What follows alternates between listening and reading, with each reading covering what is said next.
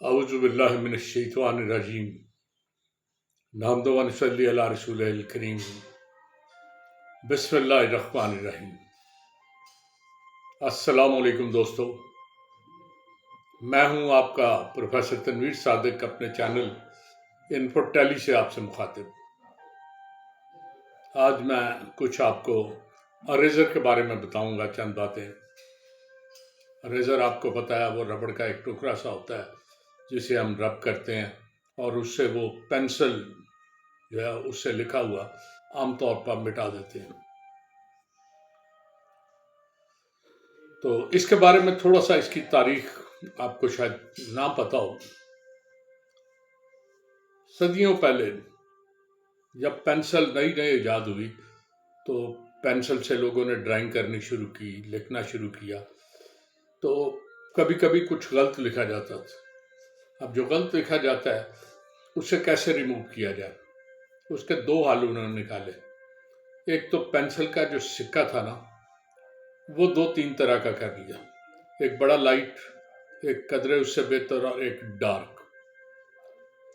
जब कोई तालिब इल्म या कोई भी शख्स किसी चीज़ का स्केच बनाता, उसे शुरू करता, उसकी बुनियादी शक्ल बनाता, तो वो गाढ़ी पेंसिल इस्तेमाल नहीं करता, बल्कि लाइट पेंसिल को हल्का हल्का हल्का उससे शक्ल बन जाती।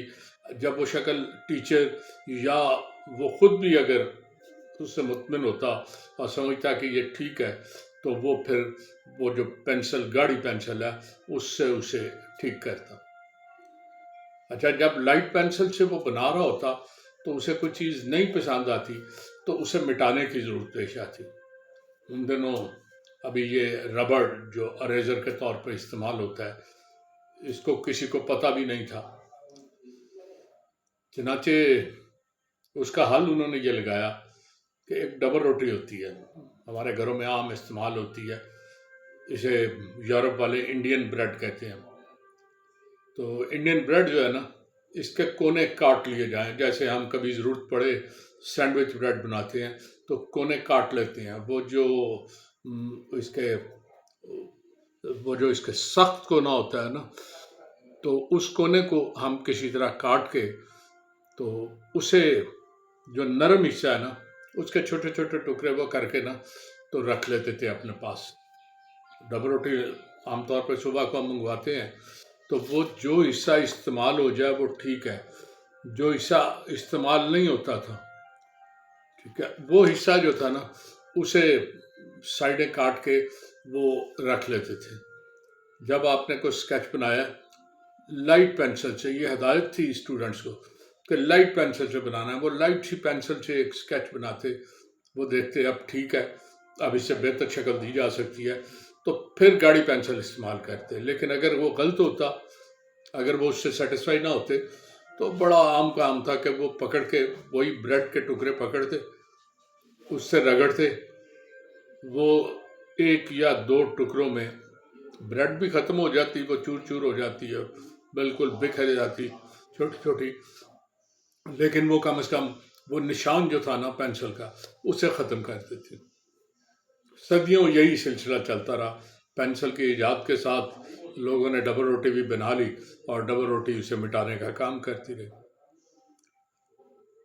ये सदियों चलती रही है, बल्कि जापान में 20वीं सदी के अवाइल तक भी ये इस्तेमाल होती रही है।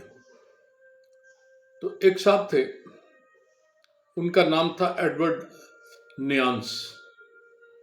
एक दिन वो बैठे कुछ बना रहे थे,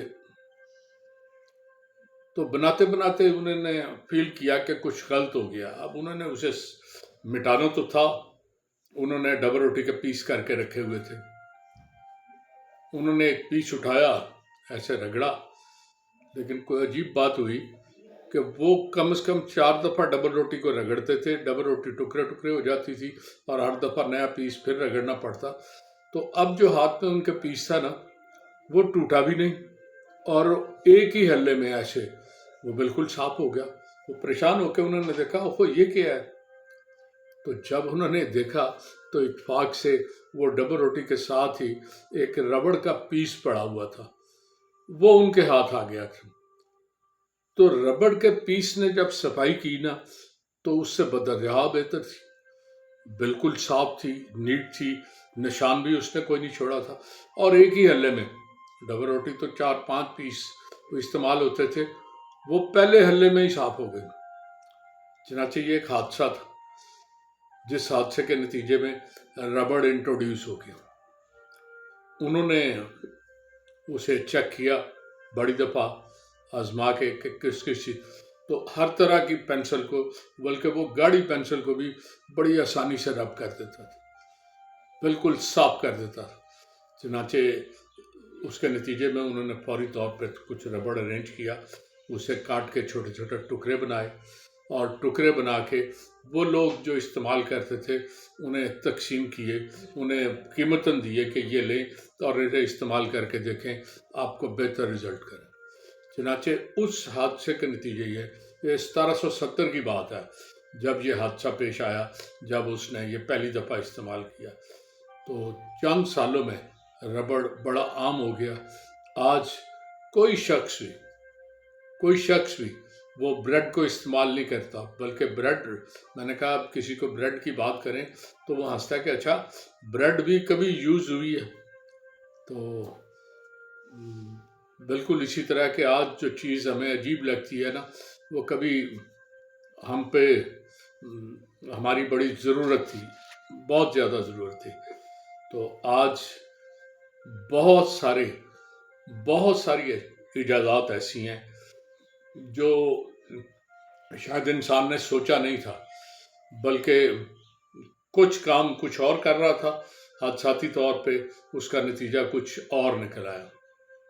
چنانچہ بہت سی ایجادات ایسی ہیں جو حادثاتی جنم لے چکی ہیں اور حادثے کے نتیجے میں، تو ربڑ بھی ایک ایسی ایجاد ہے جو ایک حادثہ تھا، اس بندے کو اتفاق سے ربڑ پڑا تھا، اگر نہ پڑا ہوتا تو شاید کئی صدیاں اور گزر جاتی، تو کئی دہائیاں تو کم از کم گزر جاتی، لیکن اس ایک حادثے کہ ایک بندے نے اٹھایا، استعمال کیا، تو وہ حیران کن رزلٹ آیا اسے، تو وہ حیران کن رزلٹ نے بریڈ کی ویلیو یا بریڈ کی مارکیٹ مکمل ختم کر دی، اور آج دنیا بھر میں، اب تو خیر پینسل کا بھی استعمال بہت کم ہو گیا، لیکن جہاں کہیں بھی پینسل کا استعمال ہوتا ہے، اریزر ربڑی کا استعمال کیا جاتا ہے، اور وہ بہت پاپولر ہے، اور دنیا میں اس کی سیل حد سے ہے۔ تو آپ بھی کبھی ضرورت پڑے تو اریزر ربڑ کا استعمال کریں، لیکن کبھی چیک کر لیں، آپ کو ہلکی سی جو نشان بنا ہوگا نا، بریڈ کا نشان، اسے مٹانے میں بڑا مددگار ہوگا۔ کبھی کبھی پرانی باتیں چیک کر لینی چاہیے، تجربہ لوگوں نے سکھایا تو ضرور ہے، لیکن خود بھی وہ تجربہ کر لینا چاہیے۔ تو آج اجازت چاہوں گا، اللہ